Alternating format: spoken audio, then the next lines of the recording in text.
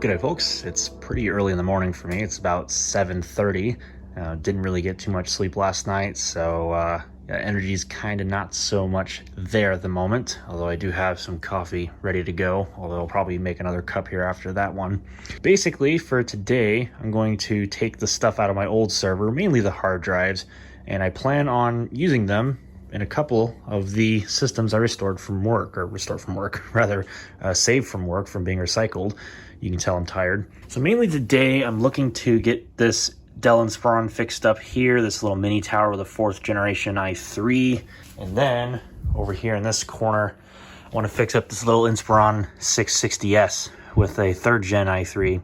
And then those two there, the 3010 and the 3020, they're basically just needing to be wiped. So I don't know if I'll get to those on this video. They're probably not that interesting, but we'll see what happens. But in any case, let's get started with getting the stuff out of the server. Okay, I forgive the video quality ahead of time. It's gonna look a little soft because I'm on the wide angle of my iPhone 11, so forgive me for that. Anyways, so this is my old server, of course, Dell PowerEdge T110-2, and I used this up until just very recently when I installed the new chassis in my room, which is based on socket 1151, so basically Coffee Lake, and I like that server because it's got a lot more modern tech inside of it, including UEFI and Secure Boot, as well as some other management things that are kind of nice. Not that this thing wasn't serving me well, because it absolutely was. And in fact, actually, it's got more CPU power than my new one at the moment, until I upgraded CPU. But this machine definitely shows its age. It's from 2012, and it doesn't really have a proper-ish UEFI BIOS. It does support UEFI, since of course the CPU is based on Intel's Ivy Bridge architecture, or 3rd gen core, really. But, you know, it's not really the same, so, you know, it is what it is. So, what I'm mainly interested in here is going to be its hard drives. And interestingly, I don't know if that's spiderwebs or what. I'm not sure. Probably wouldn't surprise me given what's been inside of the server since it was sitting on the floor. But I digress. So mainly I'm just looking to get the hard drives out of it, just for the sake of, well, my data was on there, so I'd rather not somebody else who gets the server take my hard drives. And I'll obviously leave the caddies in here, but, you know, mainly there's 2 500 gig hard drives, and then there's 2 80 gig hard drives. And what I'm mainly looking to do is to put the 500 gig drives into the 2 Inspirons that I plan to want to get going, the 660S, and I want to say it was the 3847. I forget the model number entirely. It's been a while since I've looked at that computer. And that way those two have hard drives, so I can install Windows 10 on both of them. And then maybe as a bit of a bonus, I'll hook up those Optiplex 3010 and 3020 small form factors and see if I can get those erased. I think, if I'm not mistaken, one of them is on Windows 10 and one of them is on 8.1, or maybe both of them are on 8.1. I don't remember, but it doesn't really matter too much. So, I guess without further rambling, let's get started on the hard drive pulling.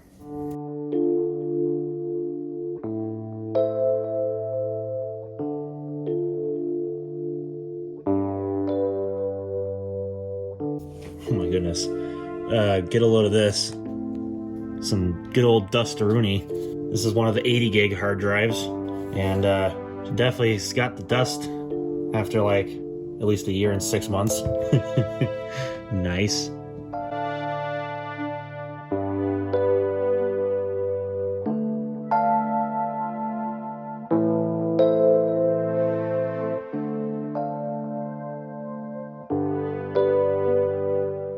Alright, now all the drives are pulled out. So these are the drives that I'm actually going to use in this video, at least to put into systems I care about. Are these Dell 500 gigabyte Western Digital rebranded hard drives. Dell Constellations, I think is what they're called. And these are just as equally as dusty as the 80 gigs. So, nice. So they're definitely going to need a good cleaning with either me blowing the dust away or I grab a duster can.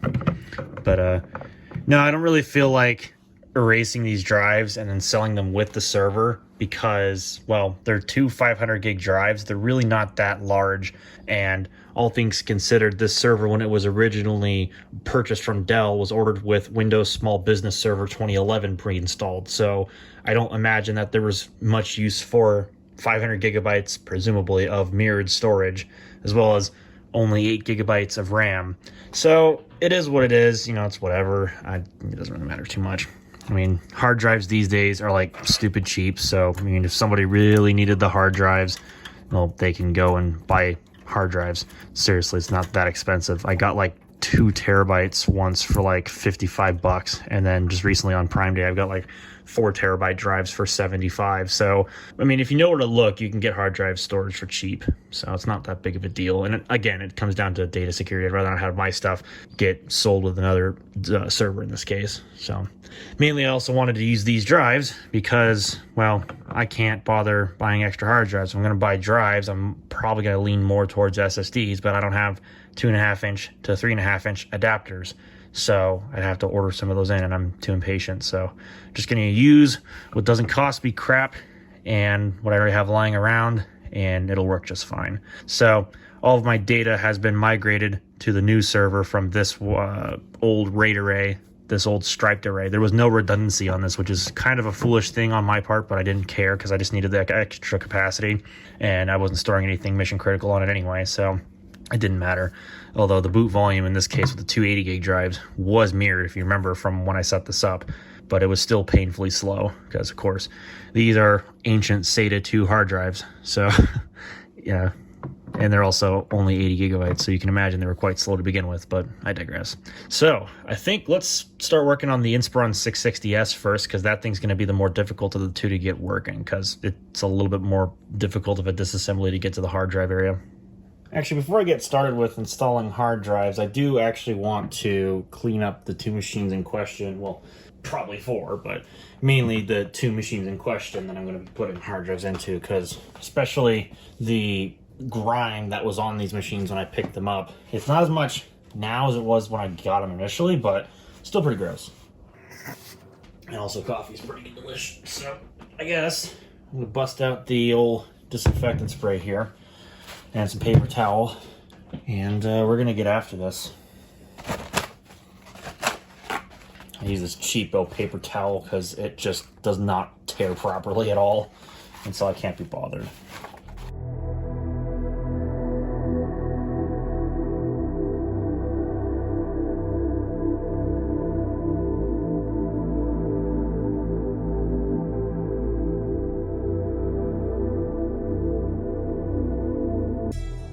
Alright, at least as far as initial wipe down is concerned, well, that should answer that.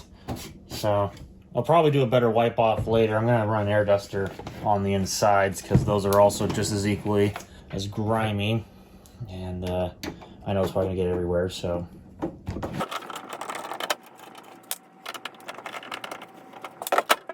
Oh yeah, that's what I figured. There's still some dust lingering around inside. Alright, so before I go too crazy with ripping the front panel off and getting to the drive carrier, see if I can get the dust bunnies out of the heatsink here. Goodness. Alright, well, whatever. I'm going to blast it anyway.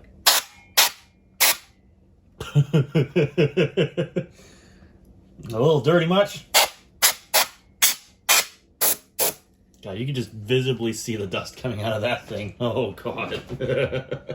Ugh, don't want to breathe that stuff in. Probably pretty gross, too.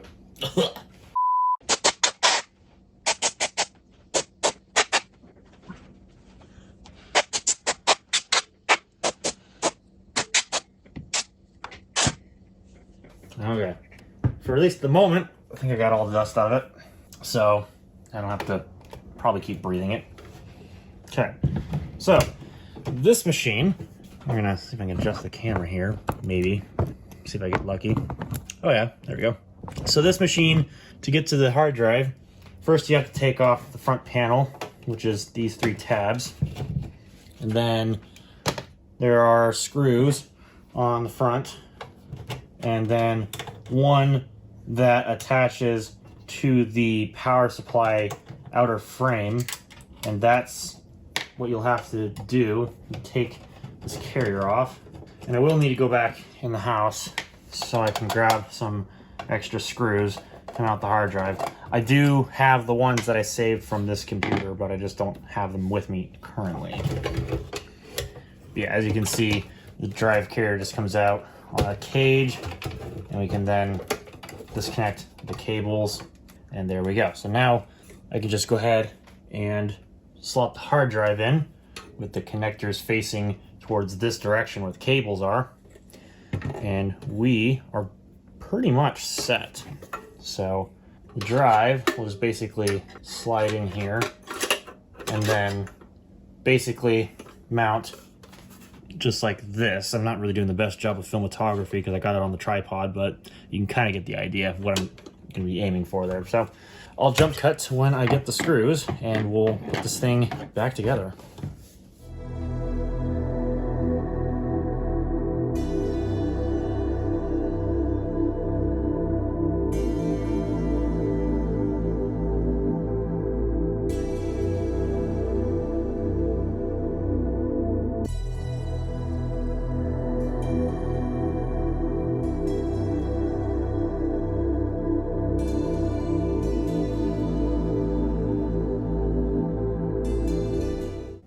Just like that, the Inspiron 660S is ready for an operating system. But before I do that, I'm going to bring the other Inspiron up here and get its hard drive installed as well and give it a wipe down. So that way it's just a more complete setup of getting the stuff done. And, you know, install of Windows these days is usually like a 5 to 10 minute affair, so it really doesn't take that long. Okay, time for this big meme to get up here on the table. So, to confirm, this is an Inspiron 3847, and again, Core i3, 4th gen, I think it was a 4150 if I remember from my video, and 4 gigabytes of RAM.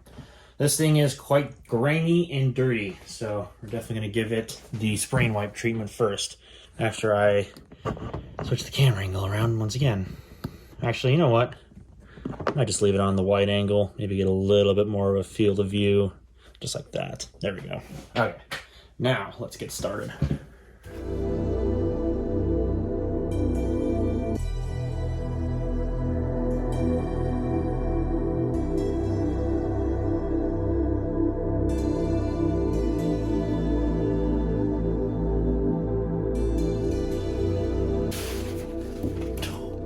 Oh my god, it's like solid black.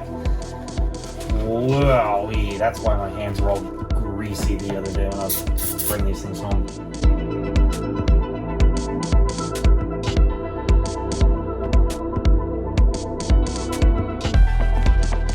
Alright, so the inside of this one's slightly different from an Optiplex of the era, you know, I'm trying to think, the 10s, like the 3010 or something like that. I'm trying to think of the model numbers.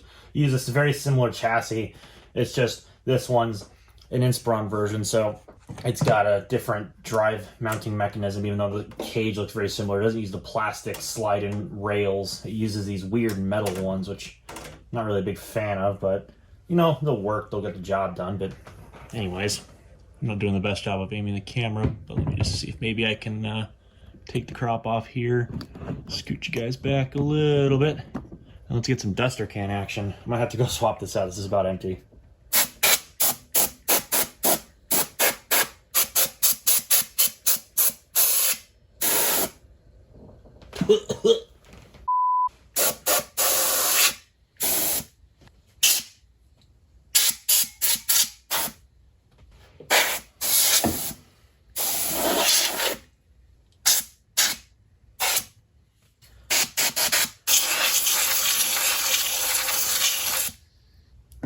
Okay, well, the duster can is absolutely freezing cold now, so it's got, like, basically no pressure. Miles better than it was before with all the dust bunnies in there, but, ugh, God, that really fucking stinks. Interestingly, I think the RAM is mismatched on this one, because I know the Inspiron 660S had matching RAM. I'm trying not to cough here. My God, that dust is rancid.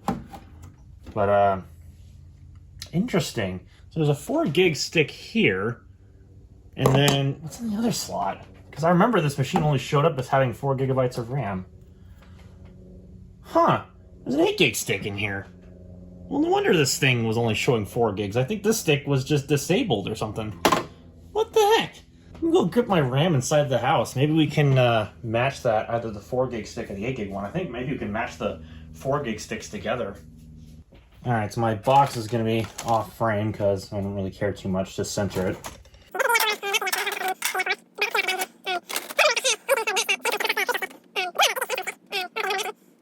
Interestingly, this says it's PC3 12800R.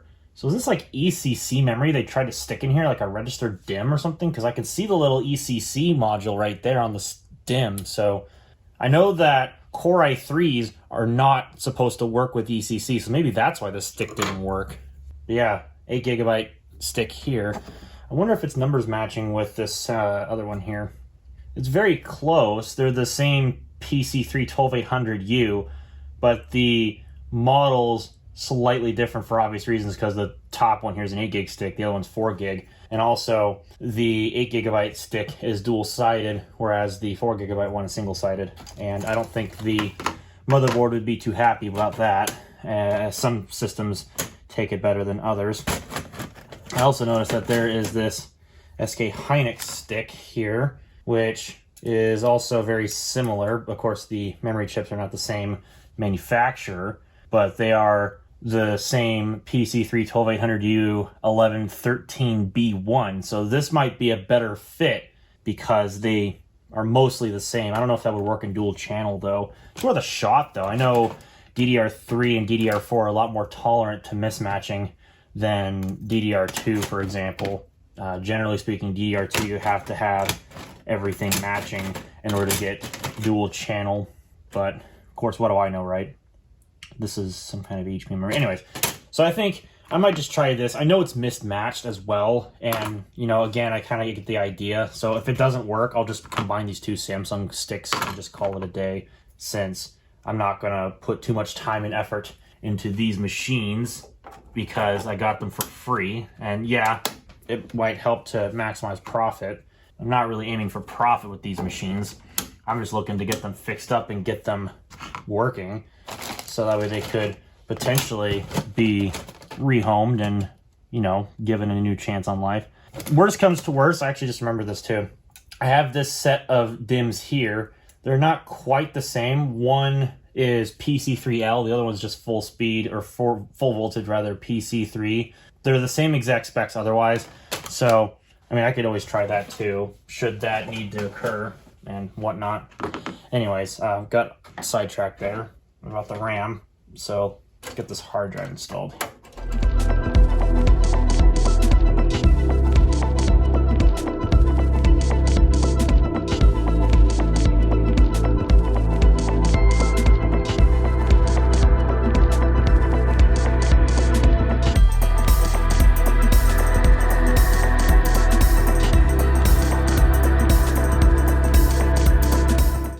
All right, and there we go. Kind of a goofy way to do it once again, but it works. So I'll be curious to see if the RAM in this one actually allows the system to post. So I'm going to power it on first, and we'll see what happens. I just got to go get my peripherals. All right, got my peripherals, and I got the system all plugged in. Let's see what happens. I got the USB installer for Windows 10 plugged in. Let's see if I remember to plug in the VGA cable in the monitor. Oh, I did. Okay, perfect. Yes, it does see all 16 gigs of RAM. Sweet. And it is running at 1600 megahertz. That is brilliant. I'm looking forward to that. All right, so I'm gonna make sure I go through, make sure all the features are enabled.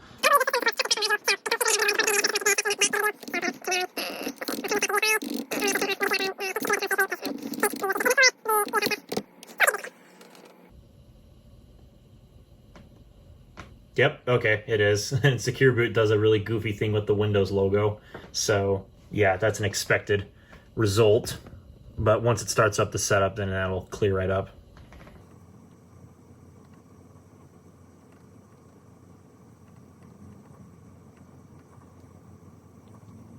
Oh, and the monitor is off center, because of course it is. Thanks, VGA. Really appreciate that. sticking in there with me and making everything difficult. All right, typical Windows install. You've seen one, you've seen them all. We're just gonna go ahead and fly through this quickly, or at least as quickly as this hard drive is gonna allow it to go. I don't think this thing's ever had Windows 10 installed on it. Maybe I should put in the Windows 7 product key. All right, product key is in. And of course, since this was RAID, it's obviously not gonna see anything on the disk. We're just gonna delete that and press next and just let it go.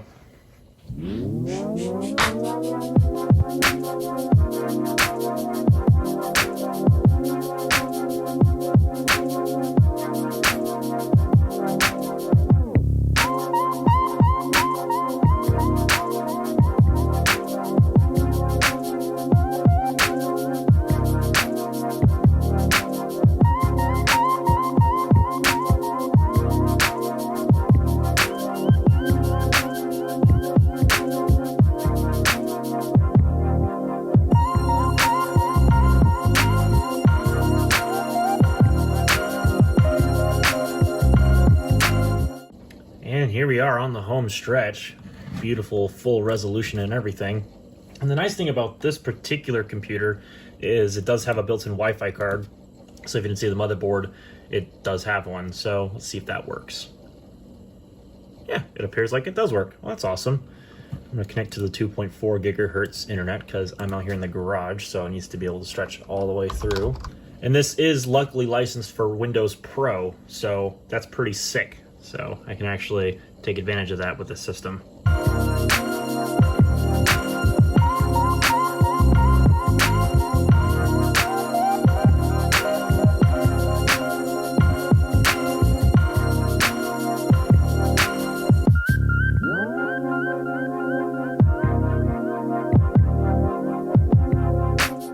Alright, I saw it flash for the display driver, so that's not surprising. Of course, with my faster internet, that's kind of expected behavior that installs the display driver before I install basically anything else. All right, so let's head to Windows Update here, and let's see if we got activated. We should have. I mean, knowing Windows 10's track record, it should have. Yep, we sure are. Perfect. Whoop, I didn't want to do that. No, either way, it doesn't really matter. I'm checking for updates, so it's not going to affect it. How are we doing on clock speeds? Oh, hard drive is high speed. Yeah, it's just chugging away in there, but yeah, we're doing pretty well. I mean, since Core i3s don't have boost, the highest speed it'll get to is its base clock, 3.5 gigahertz. So that makes perfect sense. Yeah, I can't imagine that the internet's going to be all that great out here, especially because I'm on 2.4 gigahertz, but this will do. It should do. Anyways, I'm going to let this run some updates, and then I'm going to move on to the Inspiron 660S in the next clip. All right, memes attacking the table, but now it's time for the Inspiron 660S.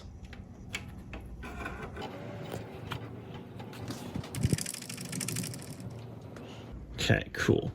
Yeah, this one's an i3-3240 with 8 gigs of RAM, basically the same BIOS, just, you know, slightly different. This one could probably also benefit from having an update because it's got a date of November 22nd, 2012.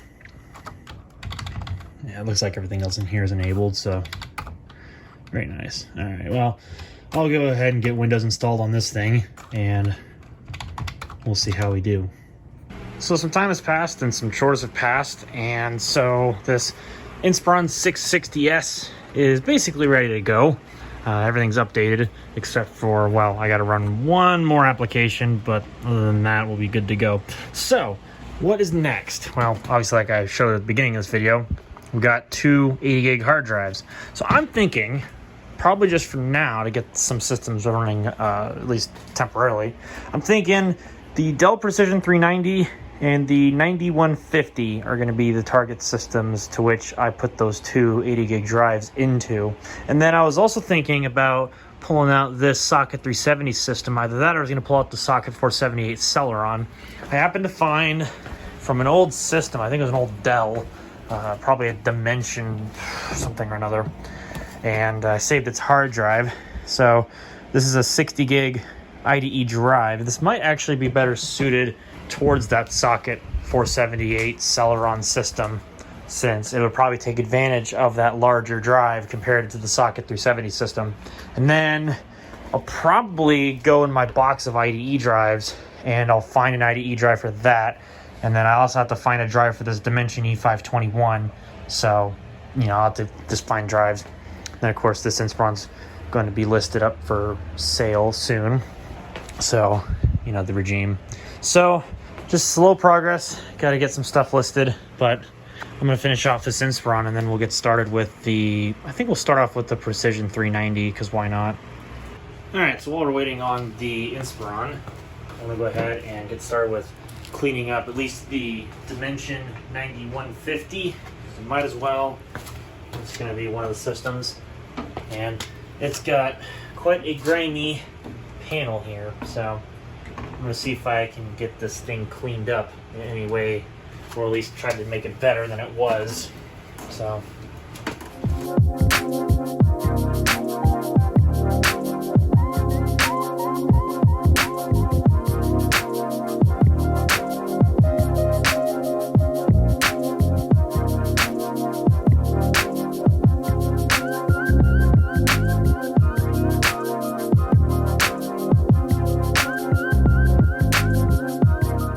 alright, hard drive is installed. I think it's really quite disgusting on the inside, but I figured as such. It is my Duster can. I lost the straw, but this can's about done anyway, so.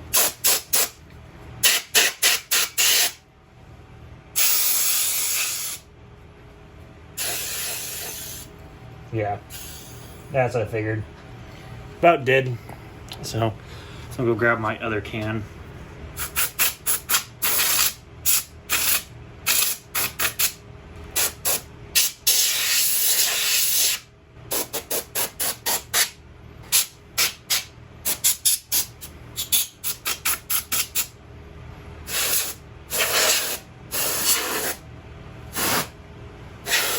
So it might take a bit to just, ugh, God.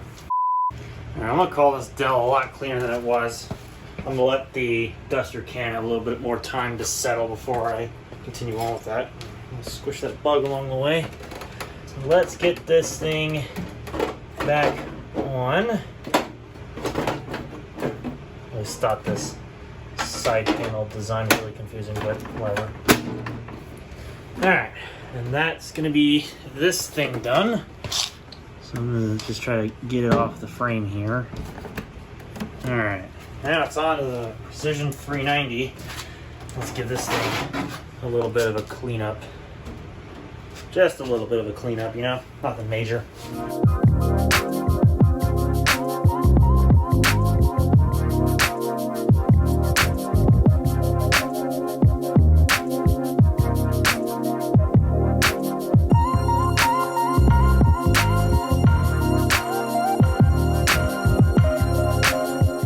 I'm gonna feel so bad about this Quadro because it is nice and clean, but neither is the rest of this computer, so. Alright.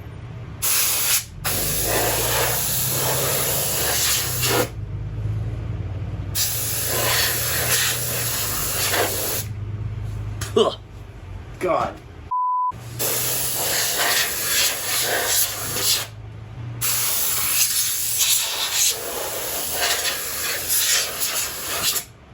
I also has a lot cleaner than it was. Oh God, that dust. It's burning my nose. Also, just one more thought. I think I might try to switch out this Quadro graphics card with another one. I recently got another haul of stuff from my friend Chris. He gave me some graphics cards that he scrapped from work that he didn't have any uses for. So, I'm kind of torn between which video card I want to use. Do I want to use the HD 4870 or do I use the NVIDIA GeForce 8800 GTS 512? I think that's what this is. Yeah, 8800 GTS 512. So, since this machine will be running Windows 7, I mean, it doesn't really matter to me which one I pick. Personally, I mean, you don't really see these old ATIs too much, but I may just go with the 8800 GTS 512, just because mainly it only needs one 6-pin power connector, whereas the 4870 obviously needs two 6 pins. So, I may just answer my own question right here, right now. So, I don't know. For now, I'm going to leave the Quadro in there. So I may just leave the Quadro in there for now and just get Windows installed, because it will work under Windows 7. And then, I don't know, maybe later on I could always just switch out for this. I have some other cards that I could technically use too. I mean, I've got a GTS 250, I've got a 6850 here, and so I've got some other choices. So it's not like I'm restricted to the 4870. In fact, I might actually just put this back in the pile, but it would be a pretty interesting card to use. I just got to think ahead about the dimension there. And then I want to say this 4850 here uses only one 6-pin, so I might be able to get away with using a 4850. They're not much different, but I think maybe the 4850, I'm not sure if that uses GDDR5 graphics memory compared to the 4870, or if it's GDDR3 or 4 or whatever. I don't remember these old Radeons too well. But in any case, I digress. So I'll figure that out off camera. Okay, decided to jump ahead here with the update on the Precision 390 specifically. So I decided to upgrade the memory. I found 2 sticks to put inside, and then I also decided to swap out the GPU with the 8800 GTS 512 that I had lying around since. That seems to work.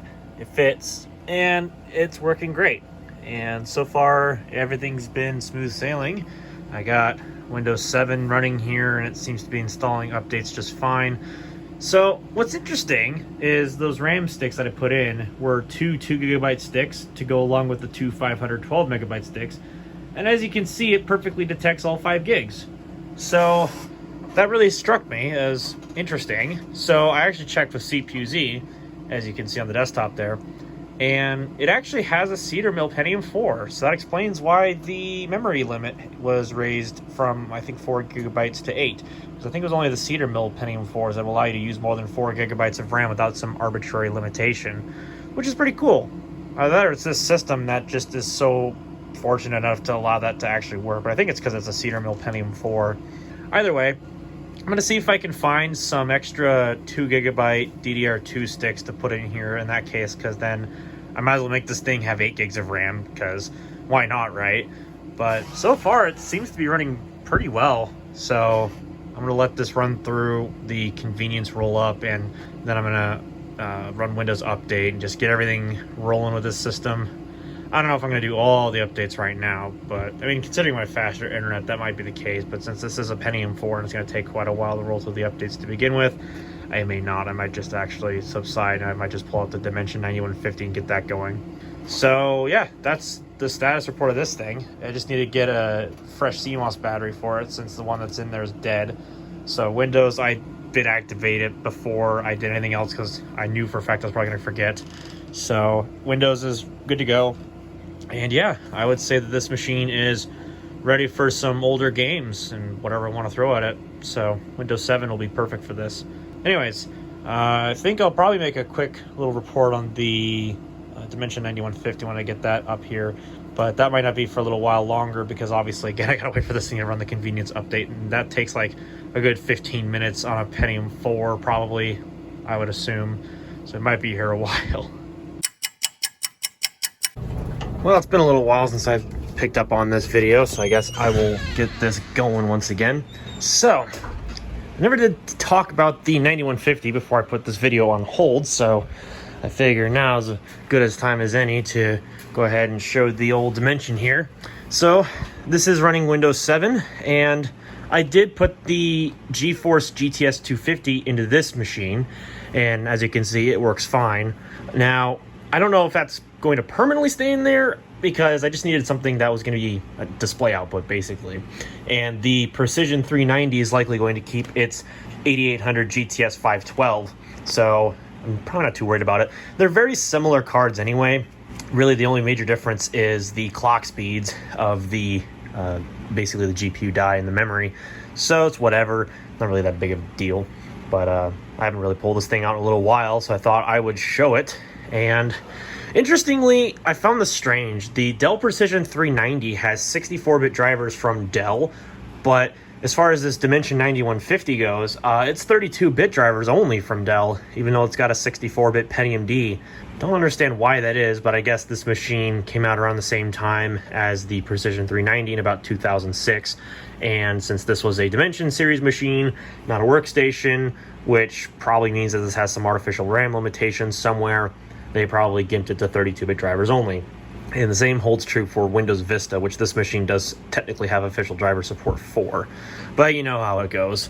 So, real quick, I'm going to let this log in. It was just doing updates not that long ago, and I finally remember where I put my USB dongle, so I might just let this run updates. I don't remember if I was doing Windows 7 32-bit on this, or I think I might have put 64-bit on this. I guess it'll be a discovery for the both of us here, and we'll see what I put on this. I put a 64-bit Windows 7. Okay, that's fair enough. I'll probably just leave that on here then.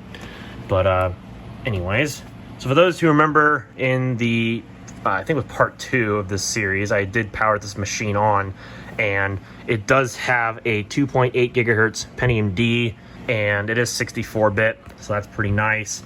I did borrow the two 512 sticks from the Precision 390 to throw into this machine, so it would have 3 gigabytes of RAM since I'm running 64-bit Windows. So not the highest amount, but it certainly beats having only 2 gigs. So the only thing is I'll just have to make sure I have some more DDR2 sticks that actually work, since it seems like most, if not all, of my sticks, other than the ones in this system and the Precision 390, are the ones that work, because every other system seems to fuss over the RAM I have. I'll have to just order some more. But mainly I think I'm going to probably max out the Precision 390 first, since that's kind of, you know, the only system that is in this range of stuff that I've got that'll take up to 8 gigabytes successfully with no problems. Whether it's worth it or not is going to be up to the viewer, but what the heck, right? I might as well go all out with that system. I don't know, maybe I'll upgrade it. I think the motherboard supports a Core 2 Quad Q6600, not this thing, but the Precision. So, I don't know, maybe I'll think about that. But enough about the Dimension 9150. It's working, the video card works, and this thing will be also ready for whatever I plan to do with it in the near future. So I figure I'm going to wrap this video up briefly by showing off the 2 little small form factor Optiplexes that I'd mentioned in the video, since I did work on those, so I figured it's worth sharing the details on those. So we'll start off first with the least interesting of the 2, the Optiplex 3020. All right, quite a dramatic size difference there. So here is the Optiplex 3020 in this quite dark garage, so I apologize about the poor lighting. I mean, it was the same way with the other Dimension, but anyways, this machine seems to have cleaned up well, and the only unfortunate downside was that the hard drive was let's just put it this way, legacy. So I couldn't actually properly restore the system, since it looked like it was reinstalled in certain ways that I really couldn't recover. It did have a recovery volume on the drive, which was strange that it was in legacy mode, but I didn't want to recover it that way. So I just went to the Dell OS recovery tool and I downloaded their copy of Windows 8.1 for the system, which this thing was licensed for. So that's just what I rolled with. And so no, it's not perfect. It obviously doesn't have a recovery partition anymore, and all it's got is just this OEM link for online support. But, you know, that's probably better than nothing. It's probably better that this is running a vanilla copy of Windows 8.1 Pro anyway, since the RAM is so low. It's only got a single 4 gigabyte stick of DDR3, and despite that, it actually seems to run all right. Windows 8's generally been pretty good on 4 gigabytes of RAM on most things you run it on, including these little entry-level systems with an i3 and, well, obviously 4 gigabytes of RAM. It's not brilliant, no, but it seems to run all right. You could definitely use this for light tasks. Obviously, I got to asterisk point it somewhere. And I did get most of all the updates done, so it's got Microsoft Edge, so, you know, that'll probably make a particular viewer in my audience a little upsetty spaghetti, but it's whatever. So yeah, we do have Microsoft Edge, so that's working. And overall, this thing is good to go. So I might make this thing a flip system, since in a future video, I am going to have let's just say I'm going to have a surprise coming in. It'll be a mini tower version of this same model, the Optiplex 3020. but that's all I'll spoil for now since I still gotta wait for it to come in via FedEx ground shipping. So that's the 3020, runs great. So actually I might just list this thing today for sale just so I can get it up and running, just because you know, it is what it is. And I may just upgrade it to 10 and just try to see if it'll sell. I don't actually know. And I may see if I've got an extra 4 gigabyte stick of RAM in here so I can bump this up to 8 gigabytes before I flip it. So I don't know. Anyways, the last thing was the Optiplex 3010, and I'll bring that out here now.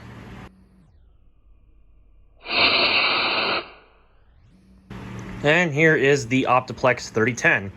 Now, as you can see, it is also running Windows 8. I was luckily able to recover this machine to its factory Windows 8.0. So, as you can see, that's exactly what it's running. And I have put a couple things on here just so I could have some fun with it. Anyways, so yeah, this one was successful. I had UEFI Windows 8, and I was able to recover it with the Dell recovery partition, and it was not too bad. It is a little bit slower because the hard drive's not nearly as nice as the 3020. It works, it's just not brilliantly fast. And it also could just be because this thing is literally just started up. I also did another thing with this machine, and I actually swapped out for, instead of using the integrated video, which was Intel HD Graphics 2500, I swapped out for using one of the factory optional video cards. This one didn't have it, but I did put one in. And that was a Radeon HD 8490, one of those infamous cards. Yes, this actually could have been ordered with an 8490 when it was new. So I decided to go ahead and do that, because why not? Might as well switch things up a little bit from the norm. And yeah, it actually seems to work just fine. And I didn't upgrade the RAM in this thing either. God, it is just not really all that slow. Or fast, I meant to say, not slow. Whatever. You get what I'm trying to say here. Yeah, this one has proper Dell branding. And yeah, Core i3 3220, 4 gigabytes of RAM. It's obviously activated. So, all good stuff. Oh, this thing is so slow. Come on. What are you doing, computer? So in any case, this machine I'm probably going to leave around running Windows 8.0. I'm not sure if I'll update it to 8.1 or if there's any practical benefit to upgrade it to 8.1, just because why not? You don't see a whole heck of a lot of Windows 8.1 machines, do you? So, I don't know. Maybe I'll think about it, because I mean, if I do update it to 8.1, I would get updates until 2023, and that would make a lot more logical sense, since there's not really that much difference between 8.0 and 8.1, but you do get updates, and it would fix the Windows Store amongst some other things. But I don't know, maybe before I do that, I'll do a video kind of retro casing Windows 8.0 on at least this machine, because it could be very interesting, because Windows 8.0 doesn't really get a whole heck of a lot of talk, and for the right reasons. You know, it wasn't really the most up-to-date, well, not up-to-date, but it wasn't the best revision of Windows, let's say, because obviously they removed the start button from the taskbar, and there are some other things too, of course, where by default the system, I'm not sure what this thing's doing, it's just acting kind of goofy. There we go. It booted up into the start screen first and foremost, so that's another thing people didn't exactly like. Obviously the Metro apps are very confusing, because for example, let's say you want to open one up. Well, how the heck do you get out of it? Because there is no title bar. There is no obvious way with a keyboard and mouse to get rid of this, other than this little hand thing that you just use to drag it down. That was all you had. So it could be a very interesting retrospective, and let me know if that's something you all would be interested in, because I'll use this very computer for that. But otherwise, that wraps up the Optiplex 3010. And for the most part, that wraps up this video, since that's all the stuff that I worked on.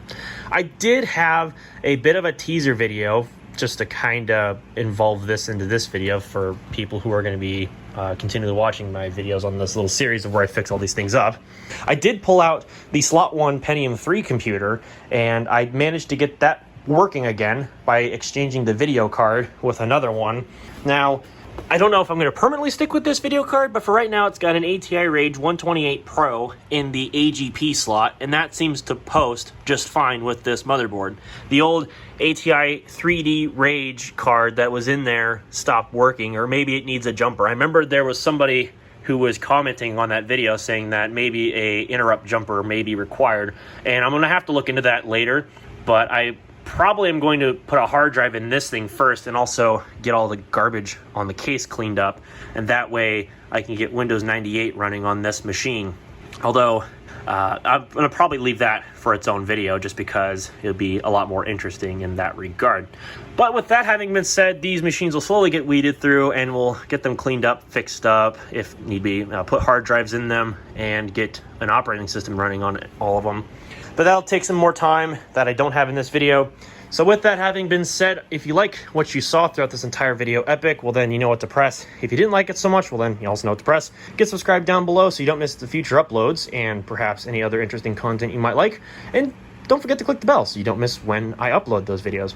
And with that having been said, thank you all for coming to watch, and I'll see you all in the next one.